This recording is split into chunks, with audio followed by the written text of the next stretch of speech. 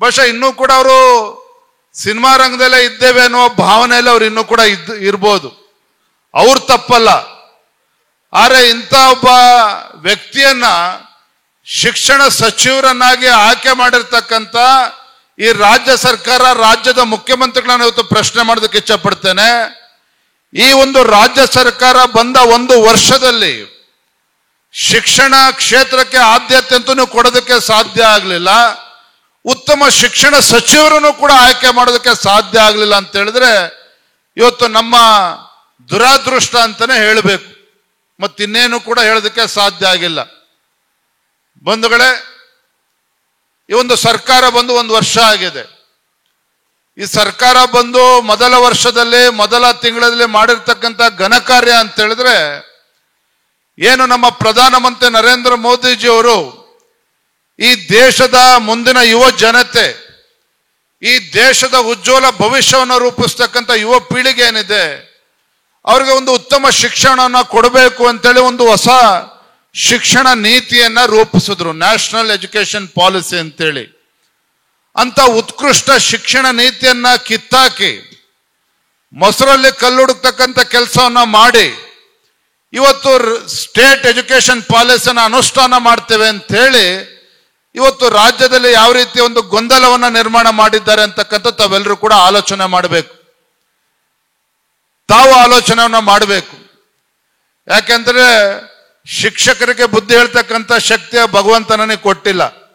ಹಾಗಾಗಿ ತಮಗೆ ಅರ್ಥ ಮಾಡ್ಕೊಳ್ತಕ್ಕಂಥ ಶಕ್ತಿಯ ಭಗವಂತ ನಮಗೆ ನೀಡಿದ್ದಾನೆ.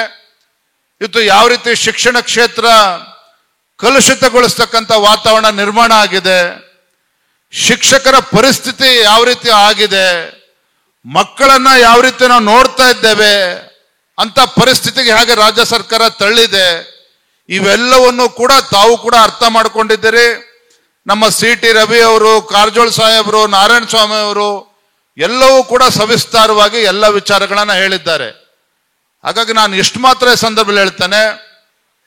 ಮಾಡಿದೆ ಆಗ ಒಬ್ಬ ಶಿಕ್ಷಕರು ಹೇಳಿದ್ರಲ್ಲಿ, ಸ್ವಾಮಿ ನಾವು ನಿಶ್ಚಿತವಾಗಿ ನಾರಾಯಣ ಸ್ವಾಮಿ ಅವರನ್ನು ಗೆಲ್ಲಿಸ್ತೇವೆ, ಆದ್ರೆ ಗೆದ್ದ ಮೇಲೆ, ಚುನಾವಣೆ ಮುಗಿದ ಮೇಲೆ, MP ಎಲೆಕ್ಷನ್ ರಿಸಲ್ಟ್ ಬಂದ ಮೇಲೆ ನೀವು ನಮಗೆ ಆಶ್ವಾಸನೆ ಕೊಡಬೇಕು. ಈ ಶಿಕ್ಷಣ ಸಚಿವರನ್ನ, ಈ ರಾಜ್ಯದಲ್ಲಿರ್ತಕ್ಕಂಥ ಶಿಕ್ಷಣ ಸಚಿವರನ್ನ ಬದಲಾವಣೆ ಮಾಡಬೇಕು ಅನ್ನುವ ಆಗ್ರಹವನ್ನ ಶಿಕ್ಷಕರು ಮಾಡಿದ್ರು. ಆ ಸಂದರ್ಭದಲ್ಲಿ ಒಂದು ಕ್ಷಣ ನೆನಪಾಯಿತು, ನನ್ನ ಶಾಲಾ ದಿನಗಳು ನೆನಪಾಯಿತು.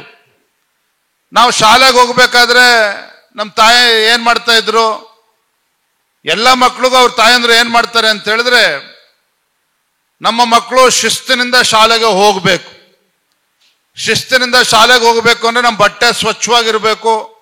ಪಾಪ ನಮ್ಮ ತಾಯಂದ್ರು ಬಟ್ಟೆ ಒಗೆದು ಇಸ್ತ್ರಿ ಮಾಡಿ, ಶೂ ಪಾಲಿಶ್ ಮಾಡಿಸಿ, ತಲೆಗೆ ಎಣ್ಣೆ ಹಾಕಿ ನೀಟಾಗಿ ತಲೆ ಬಾಚೆ ಕಳಿಸ್ಕೊಡ್ತಾ ಇದ್ರು ಶಾಲೆಗೆ. ಯಾಕೆ ನಮ್ಮ ಮಕ್ಕಳು ಶಿಸ್ತಿನಿಂದ ಹೋಗ್ಬೇಕು ಅಂತೇಳಿ.